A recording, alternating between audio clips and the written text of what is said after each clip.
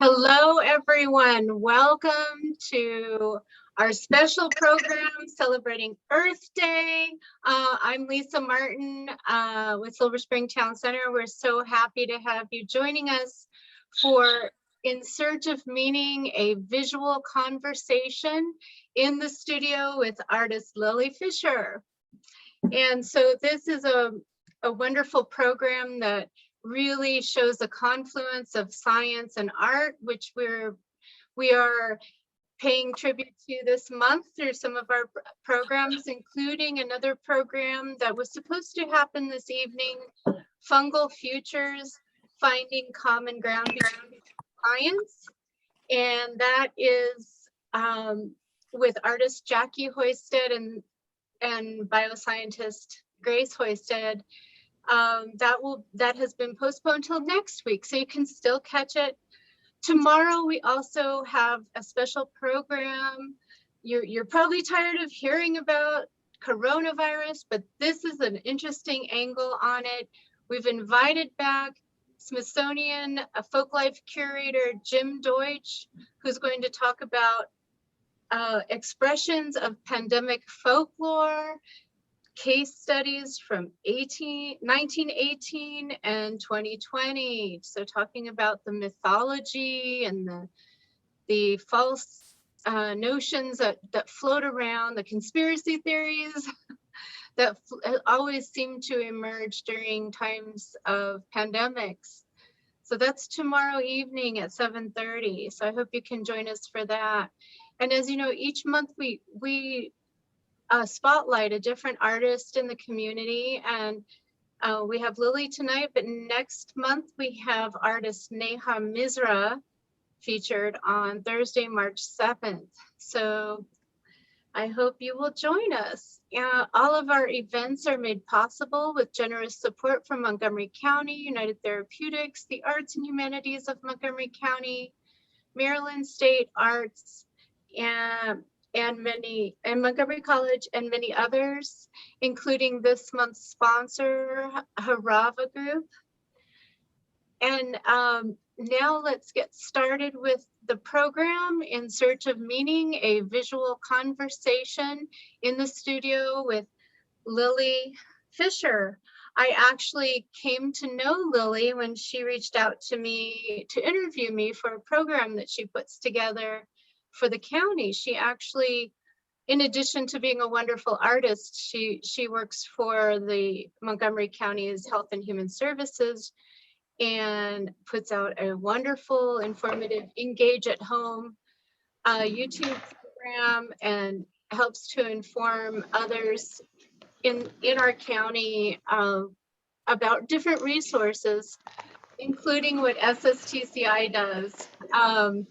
So we had the chance. So that's how Lily and I got acquainted, right? So good to have you. Thanks, Lisa. I will also just read your bio for everyone. For artist Lylie Fisher, particle physics is much more than a field of science. It's an art. Like art, particle physics deals with the invisible, says Fisher.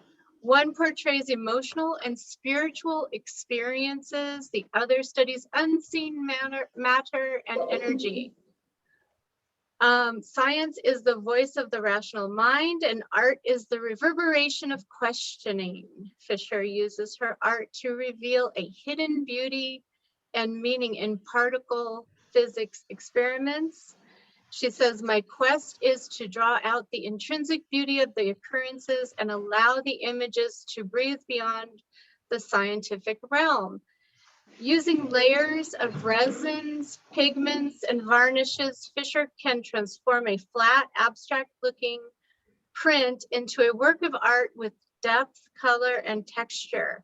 In fact, I should note one of our upcoming artists, glass artists, thought you worked in glass. She actually thought it was glass. Using historic 1960s bubble chamber images from Stanford Linear Accelerator Center, SLAC, in California as their starting point, Fisher has created a series of paintings titled In Search of Meaning, The finished pictures glisten like burnished membranes. The particle tracks appear to float over a richly textured background.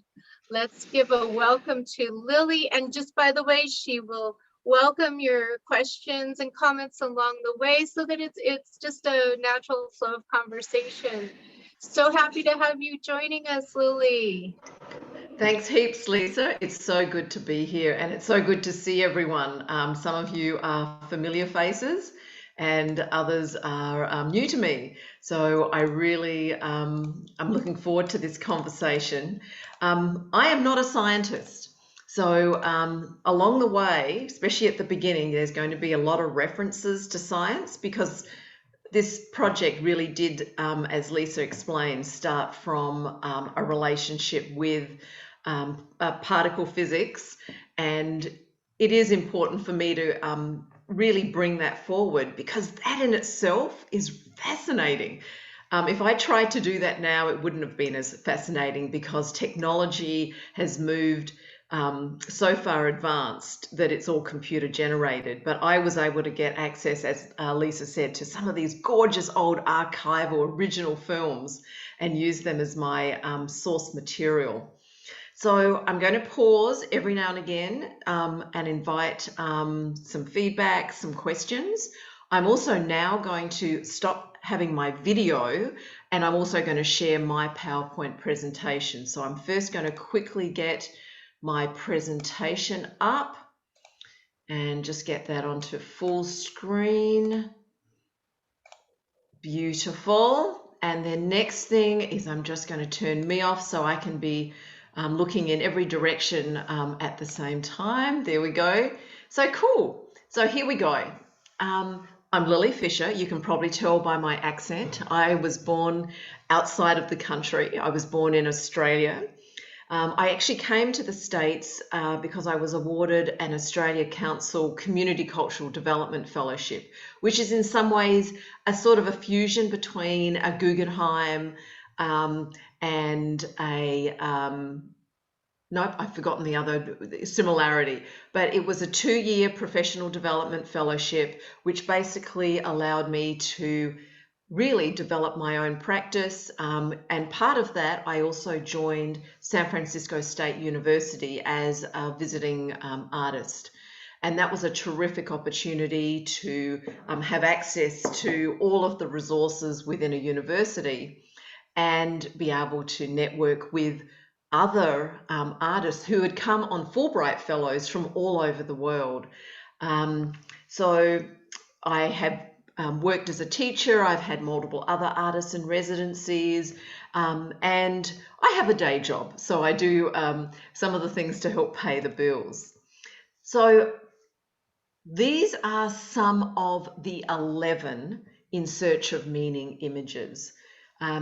One of the things that I like to explain when I'm talking about this series is that when you look at this level, they just look like, you know, lovely abstract images with different planes of color, but there is something that is behind them. And my background is actually in photography, and hence that's why I was more than fascinated about including the science that was behind it. Lisa gave an excellent description about how I develop these using paints. I use wax, I use different resins, and I particularly, differing than what the physics are looking at understanding the building blocks of life and the Big Bang Theory and all of that stuff. What I'm interested in doing is telling a story about humanity, and the colors are very intentional because they are about those tribes of humanity. So we'll delve into those a little later. So here is our first jump into physics. So originally, particle physics was something where it started first building cloud chambers, and then they advanced fairly quickly into what's called bubble chambers. And these are examples of some of the images that were captured on large format film. And I mean, they're absolutely gorgeous. And when you look back at my work, you can see some of that tracking still visible, clearly visible in my work in the actual bubble chamber images. I was fortunate to do an artisan residency with the Stanford Linear Accelerator, full of boffins, but very generous people. So here's a little bit deeper dive into particle physics and how particle physics operates. I'm not going to get into all of the science because, like I said, I'm not a scientist, but what most importantly, these wonderful swirls, these arcs of the lines are really about how electrons and atoms interrelate with each other, how when they collide, they either spiral off, and you can see them spiraling off into their decay, or they curl off and then finish their life cycle. So it's a very fascinating piece of work of how particle physics came about. And it is really one of the most distinctive parts of my work is that I'm looking at that connection between our understanding of the world, which is what particle physics is all about. So, let me just advance. So here we have two things on the left, some of these images that went from large format film and blown up into these enormous prints. And interesting, it was all women who were the folk who interpreted the various scientific activities that took place with particle physics. And on the right, I mean, doesn't it look like we've just, gone on to Lost in Space and we're seeing these crazy contraptions? These are some of the large particle physics bubble chambers. When they first started out, they were probably about the size of, like a large light bulb, and they could see so much. But then they just kept on getting bigger and bigger because obviously the larger the chamber, the more of an occurrence you can see. So how these work, and I'm just going to give you very quickly, the bubble chamber is sealed. It's a completely sealed vessel, and it's filled with a liquid gas, and usually hydrogen gas and liquid hydrogen, and it's pressurized and then heated. And then at the moment, just before they release subatomic particles into that vessel, they actually release the pressure. And so those particles fly in there, and as they move into the liquefied gas, they leave what we'd loosely call a contrail. If you think about an aeroplane, a jet flying over, you think of a jet that's flying over in the air. It leaves that cloud trail. That is what bubble chamber leaves. It leaves this microscopic particle of bubbles that comes from the subatomic particles as they move through. And you can see there's little windows in there. Someone's got their microphone on. No, it's little droplets. That's why it's a cloud chamber. Yeah, could the person who's got their microphone on, would you mind closing it? I am going to open for questions, but I can hear your conversation at the moment. Thank you. So I'll just show you, look at this on the left. This is an incredible contraption. These are highly elaborate pieces of machinery that, goodness knows how much space and time, but you can see by the illustration that it actually shows that, these were vessels that were both highly developed to be able to have liquid hydrogen that could be pumped in, heated, pressurized, then released, spots for the cameras to take photos. Particle physics, and I've got another image down the track, can be anything from covering acres of land through to large multi-story buildings. So some of the earlier experiments with particle physics are on the left, and actually some of the first photos that were taken with bubble chambers are here on the right. Very, it's fascinating. It went back to the 60s, and really part of my attraction to this is very much, excuse me, I'm just going to have a sip of water, around this idea of what particle physicists were looking for was the search for meaning. Their meaning was, how did this earth, how did this universe get created? Whereas an artist, what I'm always interested in is that search for meaning on how then do we, as the human species, how have we then evolved and make meaning out of this thing called life? So before we get away from bubble chambers, here is some examples of contemporary bubble chambers. Up the top is actually what experiments look like nowadays. It's all data. There's no cameras. It's all data driven. And so that is a computer generated image of what the data is telling you. So you can see that, there's some swirls, there's some explosions, but it definitely doesn't have that lyrical feeling that the early bubble chambers had. And then you look at some of the machinery. It is completely high tech. It is, once again, not taking photographs. It has sensors all the way along, developing imagery that's based on computer data collection. So I'm just going to pause there and just see if there's any questions before I start talking about what I did with all this science. So if you have a question, please open your mic and ask it.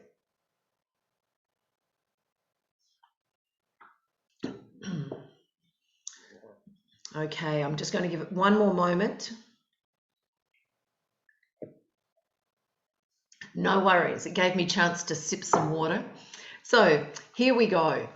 So on the left-hand side, that larger image, that was a raw image that when I sat in the basement of Stanford and looked at their 3x3 rolls of negatives, this was one of the negatives that I chose. It's very simple, but that's exactly what a raw camera was able to photograph through a glass window and be able to see. And that in itself, I think, is so cool, that back in the 60s and 70s, before, this became a complicated beast, scientists could just, and I've learned this by, giving public speaking presentations, that scientists could not just photograph it, but they could peek through the window of one of those big bubble chambers, and they could see exactly that image that's the round one. So very nice. I liked that. But what I wanted to do was create an art series that was referring to science, but it wasn't just a complete duplication of what science was. So Stanford was very generous, and they blew up these images for me. And I love the lozenge shape. There's something I find very appealing about it. It becomes a lot more like you want to touch it and hold it. But the image that's on the bottom right is basically a cropped image of the one on the left. That was printed on very large format photographic paper. which was done on a machine. It wasn't hand printed. So then I took it to the studio, and here's me working diligently in my studio. So the one that you see me working on, it gives a great example of how then this large format image then became a piece of artwork. So as I mentioned earlier, what I'm interested in is more about this connection between each other. How do we as individuals, how do we engage with each other? How have we gone from being, amorphous mass, which really came from subatomic particles exploding, and then, gremlins crawling out of the oceans and us evolving? How have we created meaning to life? Now, we know that in many ways, many of us have created meaning by having faith.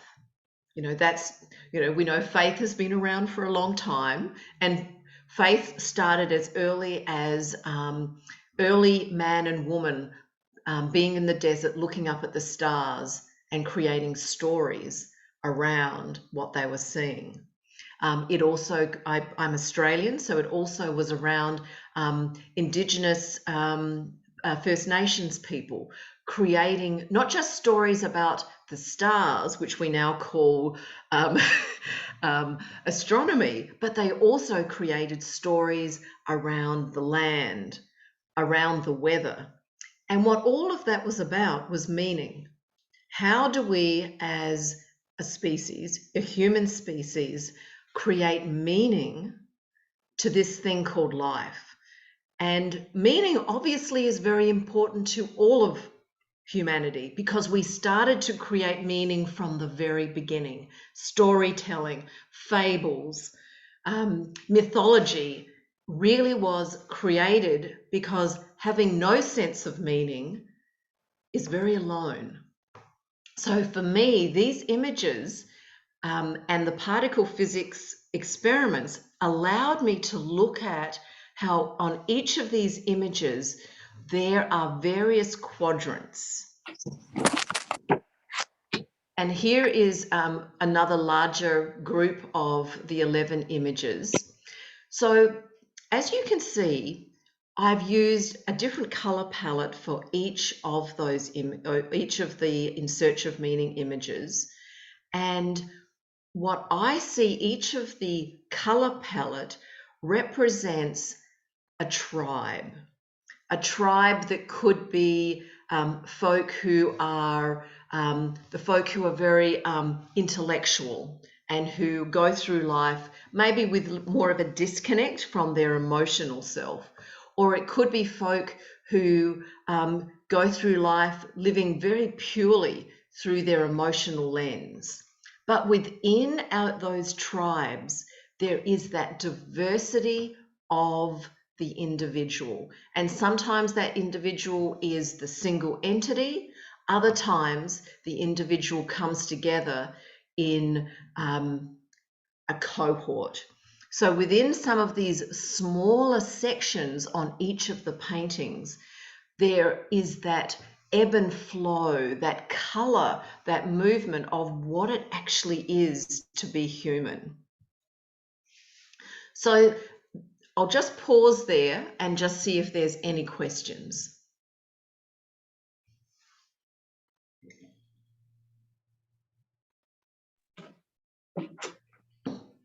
Hi, Lisa, did you have a question?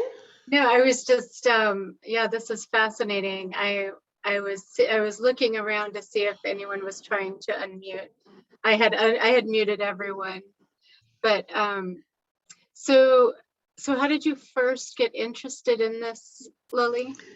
So it's interesting. And we're going to look at a little bit more of my broader portfolio later, and you will see similar themes in that.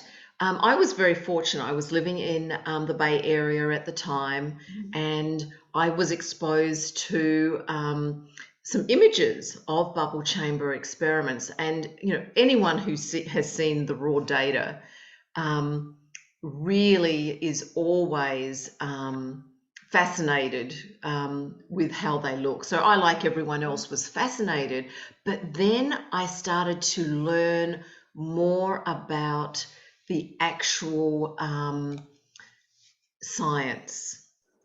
And so I became mutually attracted to these images, both as the science, then as the lyrical images themselves.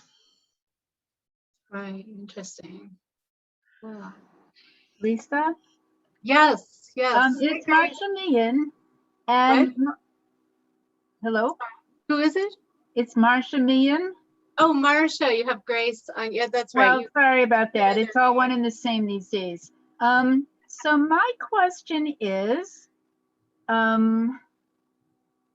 it's just a weird, okay, I will do that. Yes, thank you. Let me put the video on. There we go. Life is so complex these days.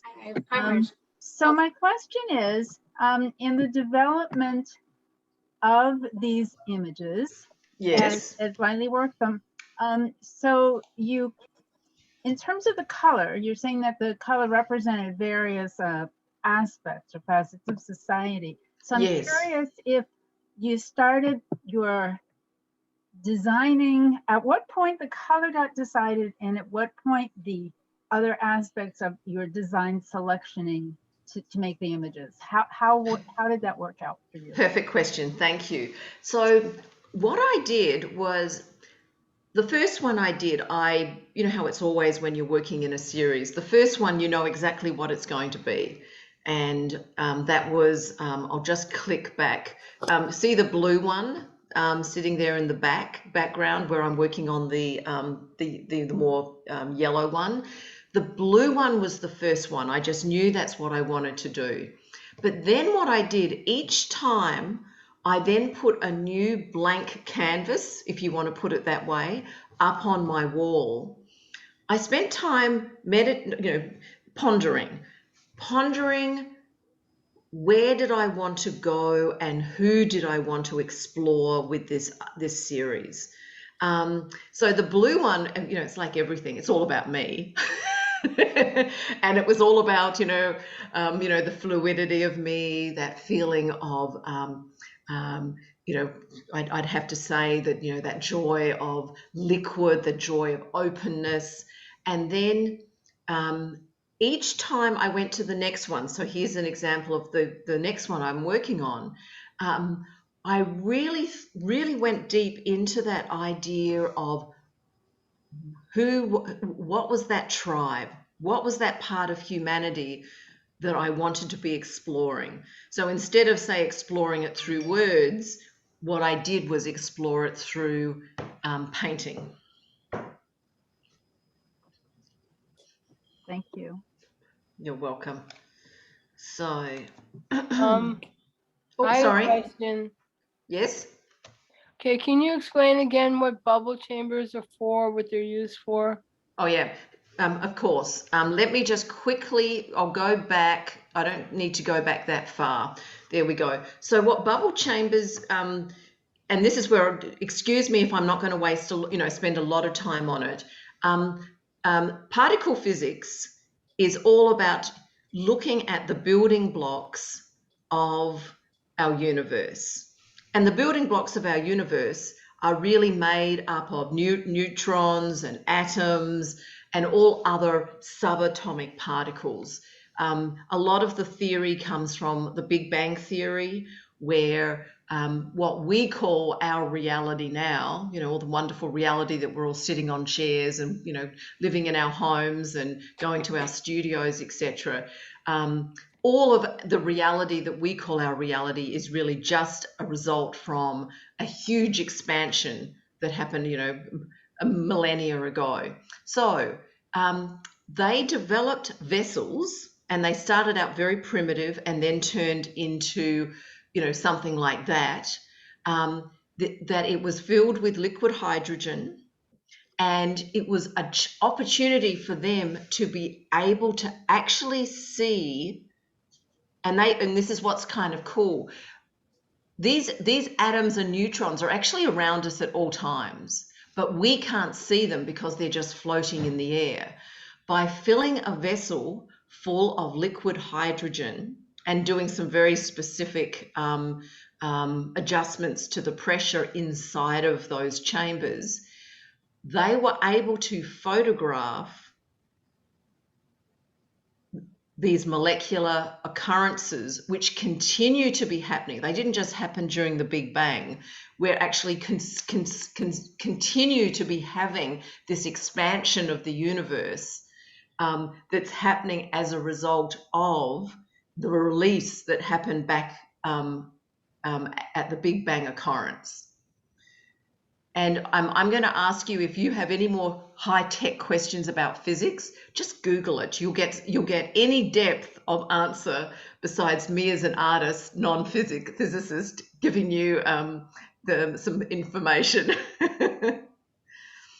Okay, so for looking at time, I think it's probably better that I keep on going, and I'll have another break shortly. So with the project, as I mentioned, was an artist in residence at Stanford. They have a partnership magazine between Fermilab, which is a big physics experimental center outside of Chicago, and they were very generous to feature symmetry in their symmetry, in search of meaning in their symmetry magazine.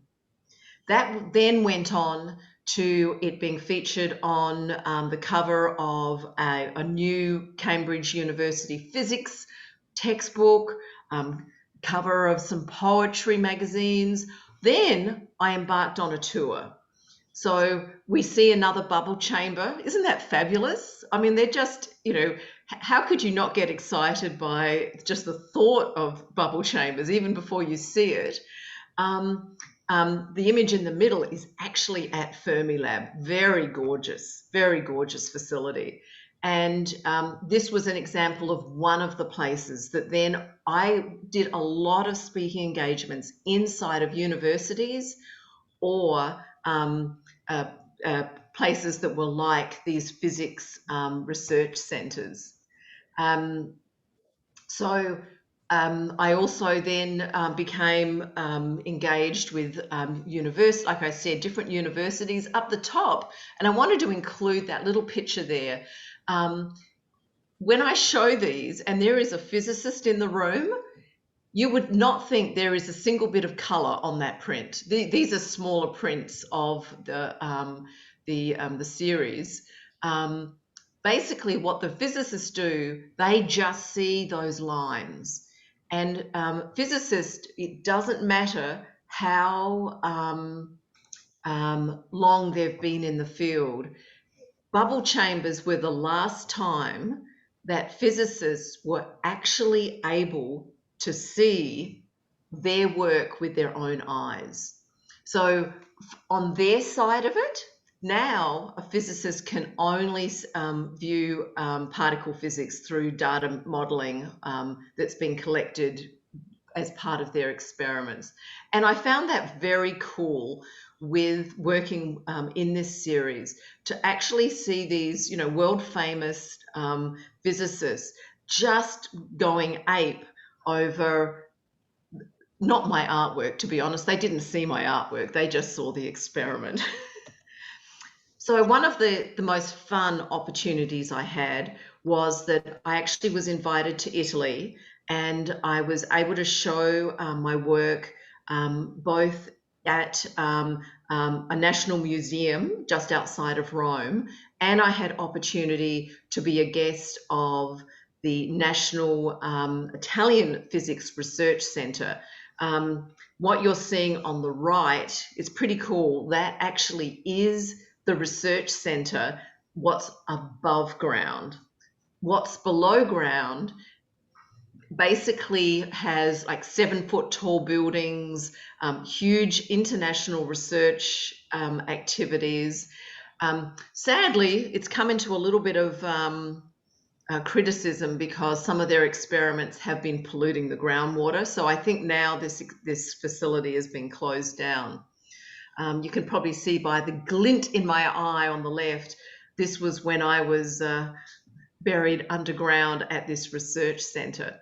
So one of the cool things about particle physics is the fact that it's so international. It really it is this opportunity for physicists to be collaborating across the world, because they can actually release, and this is what this place helped me understand, they would have particle physics, subatomic particles released in Geneva, and then they would have scientists, 100 feet under the ground in Italy, actually watching those those particles coming closer and closer, and able to read how those particles were altered and changed and followed its life course.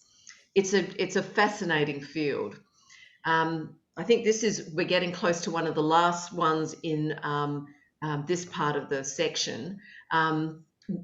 I've had opportunity also with this series to give lectures at George Washington University and as part of the American Institute of Physics.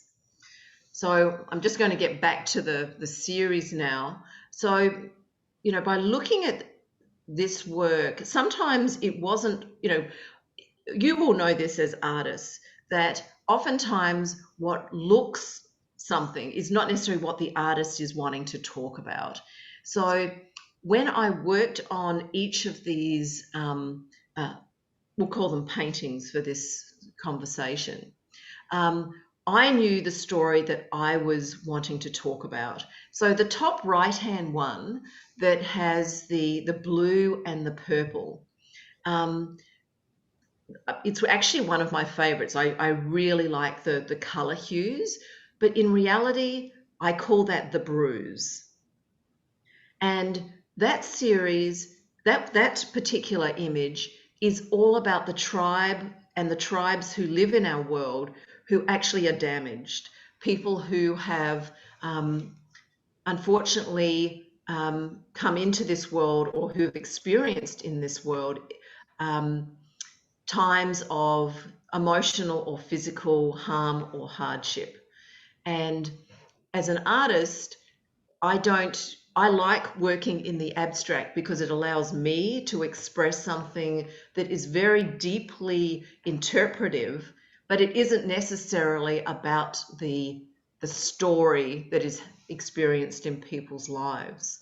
And I think that's one of the things I really liked about working on this series, is that the physics gave me a framework. And like I said earlier, my background is in photography. It gave me a framework to be able to get into storytelling.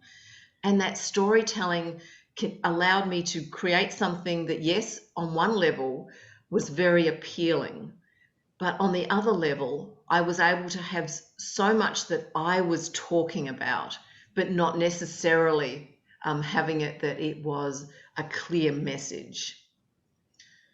So before I go to the next section, are there any questions?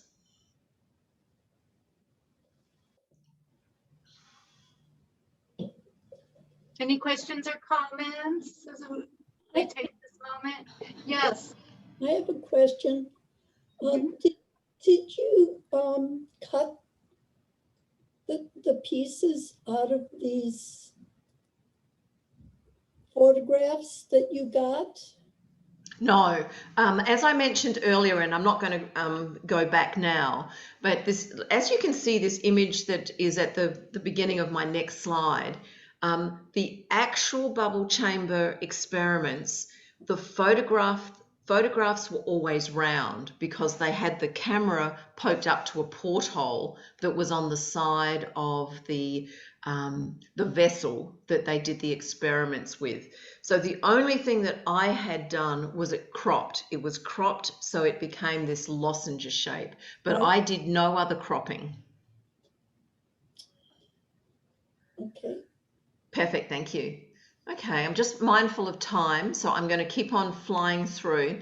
So this section, I really like including this because I like to remind us of all of the parts of our lives that makes it that these images, these intrinsic shapes, these are shapes that are also part of what we have seen or we use in our lives as our own cultural totems. And what I think is fascinating, the bubble chamber experiments started in the 60s. A lot of the images I'm going to show you are actually from the 60s. So let's have a look at them.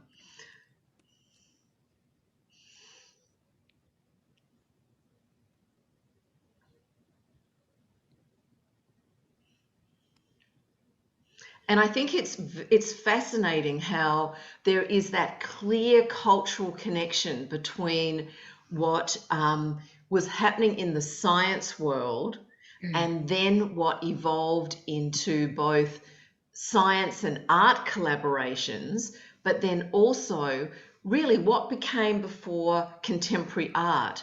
Indigenous art had been fascinated with the spiral. You know, here we go, you know, very clear. Here's an example of something that, you know, probably many of us are familiar with, Robert Smithson's spiral jetty. This sense of the shape of infinity, the shape of a journey. It's also a shape that is seen throughout nature, that we as a humanity, we are drawn to interconnections. We are drawn to how can we be telling our story in an abstract, figurative way. I am always attracted to Islamic art. And one of the things that I find fascinating is that you could almost lay over some of the bubble chamber images straight onto some of the images in Islamic art, and you would see the exact same design work. I mentioned earlier Aboriginal art, but also Maori art in New Zealand. These are people who, you know, 30,000 years ago were making art that had no connection with science. They were doing things that came directly from their own organic experiences, their own need for interpreting the world and creating totems that gave them meaning. This is a really cool piece that's actually in LA. And once again, it's talking about how the spiral is in nature. The spiral is what we see constantly in whether it's a pine cone, whether it's in a seashell. The elements of the spiral are the building blocks of so much of what we have around us. So I'm going to pause there, and then I'm going to show you a broader part of my portfolio, which is not going to be physics. That's great, Lily. I just wanted to say I have a background in cultural anthropology, so I'm particularly interested in different peoples of the world, and I find it fascinating that these various groups at various points of the globe caught on to patterns in the universe millennia ago, you know, before our own, you know, Western scientists found these types of patterns happening. It's so cool. And I think that to me, what that helped me really, you know, this was a multi-year project, and it probably took me about a year to develop the 11 individual paintings. And what I found most rewarding about it was this sense that I was in one part of time. On one side was humanity going all the way back to the earliest of when humans started to use this thing called our inquiry-based mind to try to find meaning in life. And then on the other side is all of the scientists, the particle physicists, going all the way back to the Big Bang. And I was in the middle of this journey where everything was moving backwards and forwards on. And it's it really was a particularly rewarding program that I was involved with. So I'm going to jump into my portfolio. Different. You know, I'm not a art and science artist. I work in other storytelling too. So this is probably a good segue, because this one is my science, my only other science segue. I actually found a series of discarded medical slides of cancer cells, and I developed these life-size cells that had armature, with wire armature. I covered the armature with, you know, what you'd loosely call a paper mache sheath, and they were a glistening white sheath. But then I projected over those life-size amorphous mass these absolutely gorgeous cancer cells. And for me, it's part of that storytelling that's similar to what I was doing with the In Search of Meaning series. This is more a different sort of tension. This tension was about the beauty, how there's so much beauty in, you know, we look at COVID cells now and they're quite gorgeous, but they're deadly. And I wanted to create a series that was really looking at that tension that we have, but, you know, as humans, where we've got that attraction and fear at the same time. We can be very drawn to something because it's gorgeous, but then what happens when we find out that it's actually going to be something that kills us? And Lisa, you talked about that anthropological fascination. That's that tension that in some ways a lot of my work is interested in. That tension between that is really desirable, that's very attractive, but that could hurt us, that you know, in this case could kill us. A lot of my work, I mentioned earlier that I come from a photography background. I never found photography, besides, you know, taking a few snaps on my iPhone or back in the day on film, I never found it allowed me to tell the story that I wanted to tell as an artist. You know, it's nice to take some holiday snaps, but it doesn't allow me to tell the story. So this series actually was when I was traveling backwards and forwards from the States back to Australia when my father was dying. And my parents lived near a beach. And every morning, before anyone else would get up, I would go down there, and it's a very flat beach so when the water went out, it left these very intense ripples, very, very intense ripples in the sand. And, you know, I was in that, you know, when you've got a loved one who's in the dying process, the end of life process, you too are on a journey. They're on one journey, but you're also on that journey also. And I took a whole series of photographs, and I ended up to select 3. And here are 2 of them.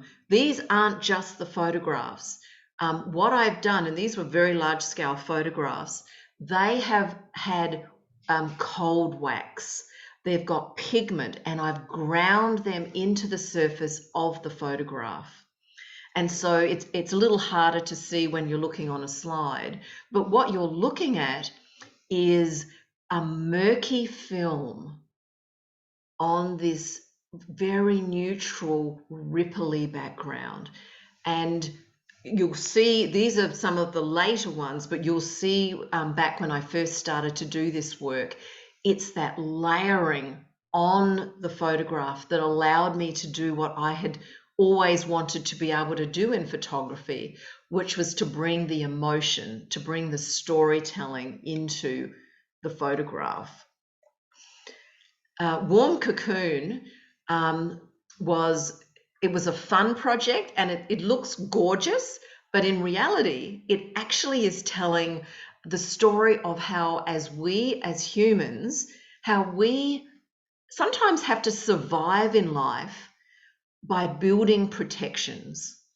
Sometimes those protections are ones where we become very cold and hard, or we don't allow people to come into our lives, or we have very complex and elaborate defense mechanisms. And I wanted to be able to work out, how can I talk about that in a way that actually, once again, was sensual. It was delicious to look at. And in some ways, that's what happens in life. You know, we live in a world now where people, through their Instagram feeds, can look absolutely fabulous, even if they're having the worst day of their life. And part of that is by being able to create masks. And I have my own personal theory about some of the challenges that happen if we go through life focused on building gorgeous protections and armor rather than actually learning how to be in life. But this was a gorgeous, I have to say, as in a series that I love doing. I worked with friends, and they volunteered to have parts of their body cast.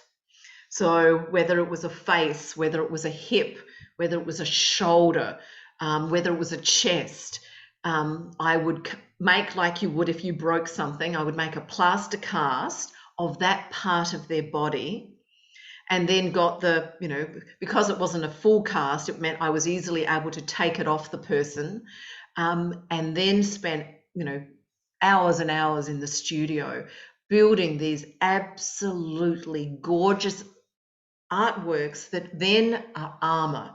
They're an armor that, instead of being a metal shield or being something that's made out of spikes and hard surfaces, these are luscious. These are the kind of armor that you may not necessarily, you know, we go through life like this. We build such gorgeous protections for ourselves that we don't always understand that what it does. Yes, it provides sanctuary and a comfort space, but what it can also do, it can be incredibly isolating.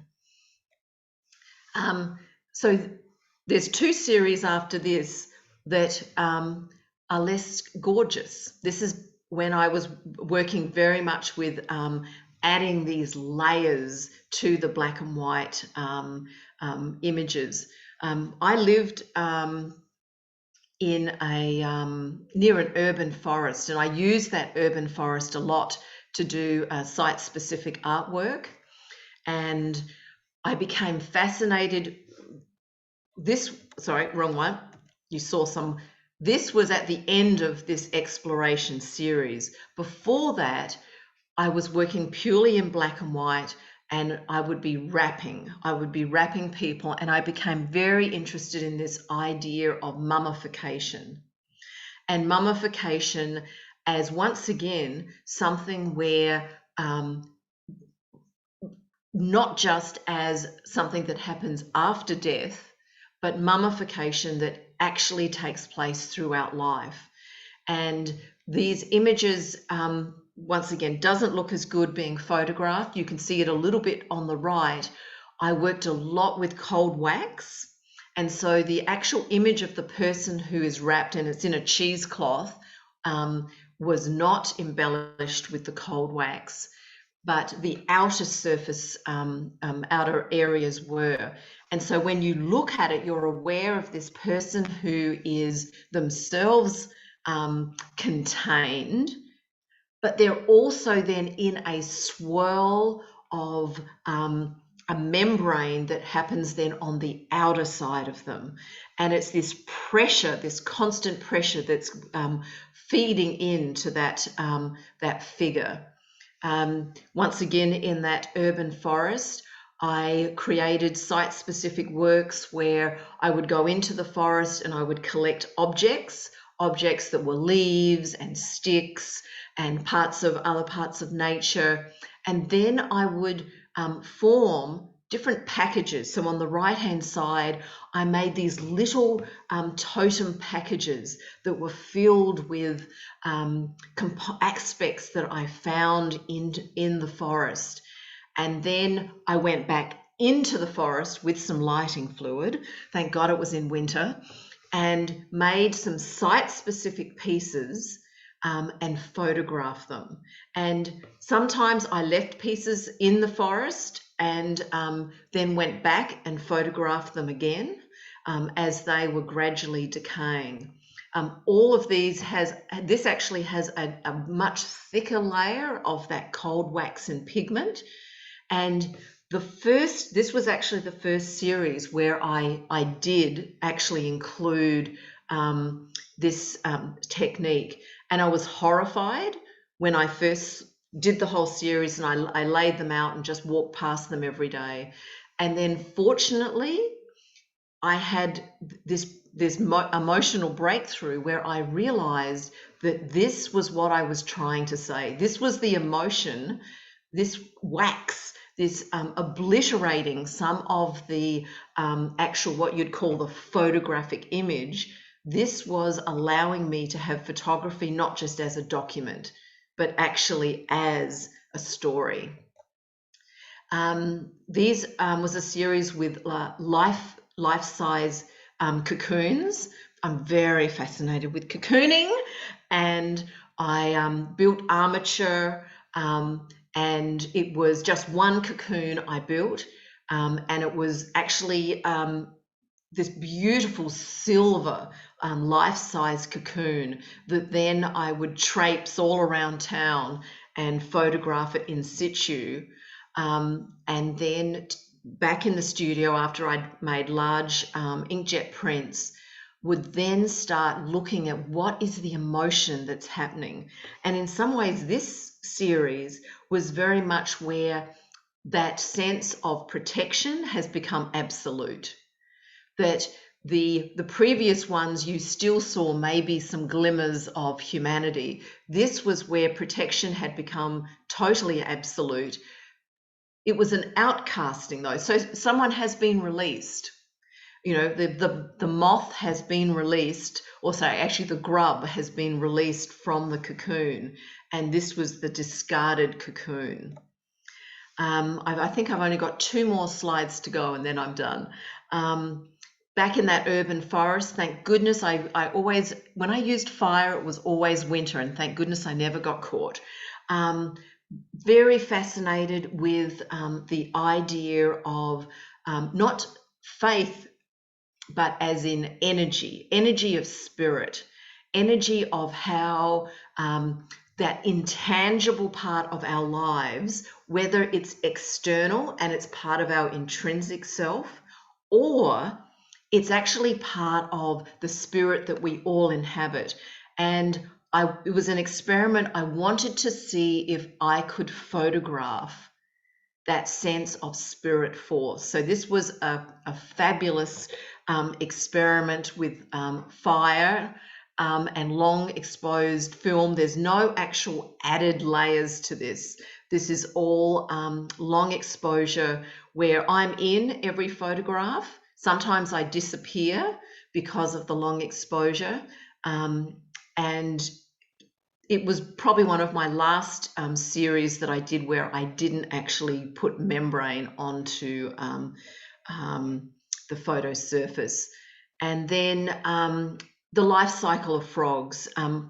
I, once again, have this life fascination with the life cycle of frogs, that whole piece of evolving, how this is such a gorgeous creature that part of its life cycle goes from being just a jelly egg through to the tadpole to the frog. And this has a lot of painted membranes on top of it. Naturally, like all of us, I'm very interested in the environmental impacts that we are placing on our fellow species, the animal side of our species. And this was something that was less about human and more about what is the impact on our other creatures. So that is it. That I wanted to fly through that because I'm mindful of time. I'm going to stop with the presentation there and just open it up for questions, and curious to hear from people and have a chat. Wonderful presentation, Lily. It's so fascinating. So many interesting ideas to delve into more deeply. I mean, it can, just the notion of cocooning and hiding oneself in the shell has inspired me to host one of our themes one month around that, because we haven't yet delved into that. But many of the people who are here with us tonight are actually artists of all stripes. So they may have more to share on that notion. And so I see down the road, maybe in the fall, as we cocoon again, when it gets colder, we naturally cocoon. There's like healthy ways of cocooning, or as you said, sometimes people overdo it. And instead of leaving themselves vulnerable and having the full human experience. So who has And in some ways, that's what I was also wanting to show, that in Search of Meaning, even like we as a species, we were unable to not find meaning in life. We were not we were unable to not layer upon what was around us. We couldn't just be innocent. And I'm not a religious person, so don't get me wrong. And then you've got all the way through to now, where how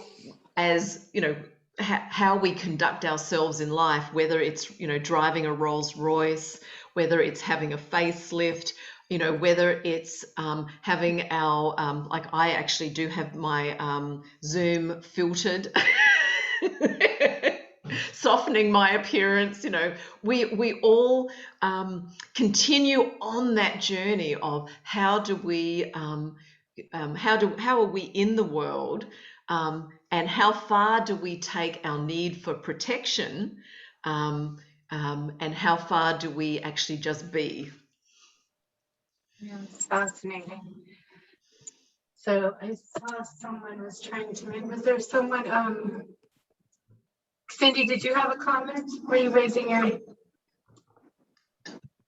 Cindy was our artist who was featured last month, actually, Cindy Renteria. I was just thinking about the Aborigines, how they, they do a lot of artwork with circles, and Native Americans. Yes. Circles as a symbol for, nature and continuality of humans. So that was interesting to me. Yeah, exactly. And I think that's one thing that I find fascinating about this, that we as 21st century sophisticated individuals who oftentimes are highly educated and been exposed to umpteen dozen sort of influences can have that same emotional attraction to something that folk 30, 40, 100,000 years ago also saw as clear totems for their storytelling.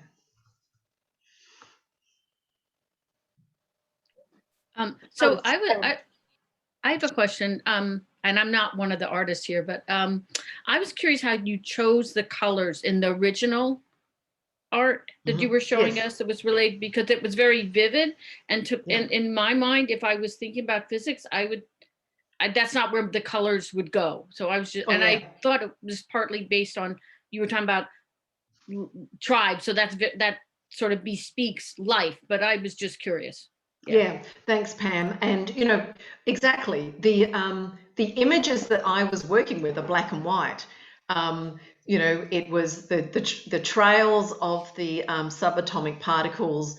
They left a clear little bubble trail, and the entire background was black. And so for me, what I found it gave me this completely blank canvas. Now I have, there's some that are black. There's one that's completely black. There's one in camouflage, dark brown. So that's where there's 11 in the series. And it went from, I mean, there's even one that's this lurid pink. And and that's a good one for me to talk about, because am I a lurid pink person? No. So that wasn't about me, but it's about how there is part of this world that I live in, and we all live in, where there are aspects of it that are so lurid pink, and there are people in a tribe that are, in some ways I would call them, their motto in life is live with cotton candy in the brain and the heart and the soul. And, sometimes I may personally be very critical of those people. I may feel that, too much of our world is becoming filled with the moral compass of the cotton candy people. And so that's a really good example of how that is it was a series that wasn't, they all look very gorgeous. I promise you, I didn't do any to look ugly, but that was that tension. I wanted this artwork series to be just gorgeous, that, that to me, that was important, but it was also social commentary. Great. And we had a hand up from did I see Barbara? I saw one hand. Maybe there's others. One of our poets, Catrice Greer, had her hand up just now. Maybe she had a comment or question. Hi, Catrice. Hi, everyone. And I'm the flowers, the tulips. Oh, hi, tulips. I'm sorry. I wish I could turn my video, but I have a short in my ring light. So I have to be mysterious today. That's okay. My apologies. I did want to make a comment because I'm just so excited, rather than a question, because I'm so excited about your presentation.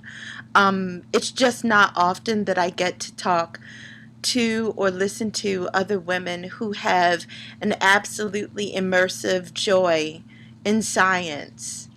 And, for me, my uncle just passed away, and he was a mathematician that worked on creating the Hubble telescope. Oh, yeah. Yes, and he's just one of the people in my life that I got to talk about science with freely. To be able to do that and listen to another woman do that so freely has really, really touched me this evening and brought me so much joy. And I have so much deep respect for you. And to hear you talk about the Fibonacci sequence, the golden ratio, and the replication of it all, especially when you just talked about lurid pink, how it's not just about it being personal, but that it exists in the world, and to show that it exists, that it has a place, and that it replicates itself in time. Depending on wherever we are in time, it has its place. That's just such a beautiful statement. And I've rambled on a bit, but I'm a poet, and so you've excited me. Oh, I know. You are wonderful. I loved your presentation the other week at the art salon. Oh, my heavens, you were there. Well, okay. Thank you. Thank you very much. So you've inspired me, and it really opened me up a lot more to feel that speaking about science it normalized it for me. You just freed me, and I'm so wonderful. grateful. Thank you. Pleasure meeting Candace, you. Yes. Same here. And I would have to say this series helped me connect with this amazing international community of women, either in science or women who are interpreting science into their artwork. And I would highly encourage you to connect with local universities. UMD, GW, just two that I collaborated with. There's also the National Institutes of Science in the DC area. There's the Institute of Physicists, but there's all sorts of science. And there are women, as we know from all these great films that we're seeing, there have been amazing women who have been, you know, back in the early days, they were alone too. And now they have younger women who are, you know, they've gone through the ranks and they weren't just those isolated women. So please, just, you know, do the Googling and you'll find them. Thank you. Thank you so very much. Thank you. Beautiful work. Thank you. Thank you. Thank you. Great. Well, do we have any other questions for Lily before we wrap up, or comments? It's so good to see so many artists in our Oh, I think Marsha has a question. I saw her Where hand. else would we see you and your work? Where else would we trip over you magically? Okay, so, and this is where Lisa and I were chatting before we jumped on. I am in the process of converting what was my website now into another platform. So I'm going to share with Lisa once it is complete. I'm not going to share it at the moment because it's not. But I am going to be building a new space that has both YouTube, and it also has access to, you know, like the classic online. So great question, and I wish that I could say it's already done, but like all of us, I get distracted by other things. This is perfectly great. We'll just watch for that. Thanks so much.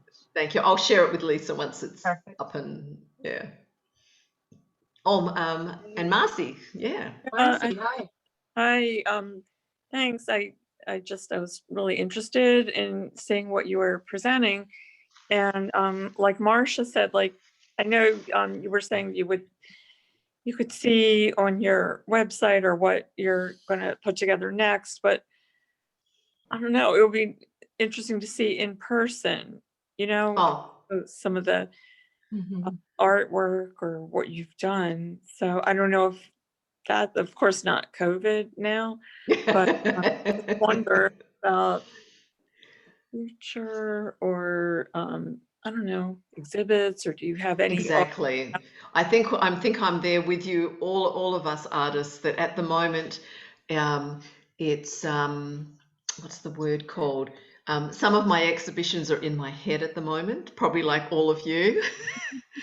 And that's why Lisa organizing this is so good, because even though it's not the same, let's be honest, you know, showing a presentation via Zoom is not the same, but it's better than nothing. And I congratulate Lisa for really pivoting so well from these the in-person salons and speaking engagements into something that's so meaningful. And we had a great turnout of people here today.